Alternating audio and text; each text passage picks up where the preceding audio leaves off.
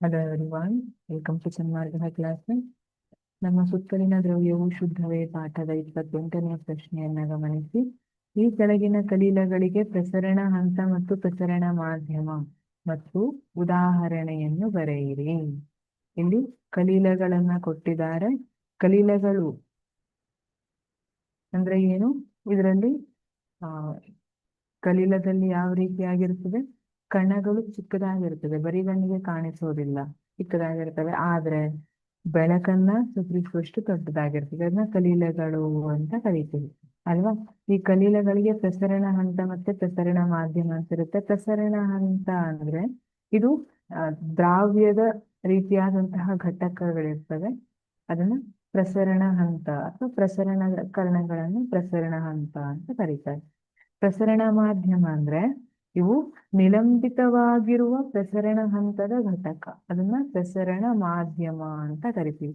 ಯಾವ ಮಾಧ್ಯಮದಲ್ಲಿ ಅಥವಾ ಯಾವ ಘಟಕದಲ್ಲಿ ಪ್ರಸರಣ ಹಂತ ನಿಲಂಬಿತವಾಗಿರ್ತದೆ ಅದನ್ನ ಪ್ರಸರಣ ಮಾಧ್ಯಮ.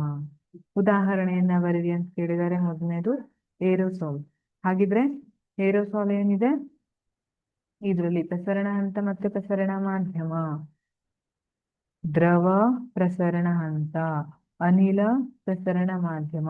ಅನಿಲದಲ್ಲಿ ದ್ರವ ಇರುತ್ತೆ. ಉದಾಹರಣೆ ಮಂಜು, ನೀರು. ಎರಡನೇದು ಜೆಲ್. ಜೆಲ್ನಲ್ಲಿ ದ್ರವ ಏನಿದೆ? ಪ್ರಸರಣ ಹಂತ.